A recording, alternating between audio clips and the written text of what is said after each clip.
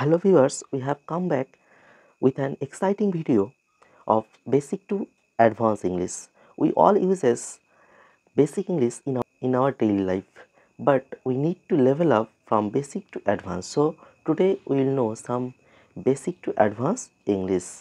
I felt bad. I felt bad. So what we can say except this line? I felt bad. We can use my heart just sank. My heart just sank. Okay, so next sentence is let me think about it. Let me think about it. So the advanced English is let me reflect on it. Let me reflect on it. I don't know what to do. I don't know what to do. So I am at a crossroads.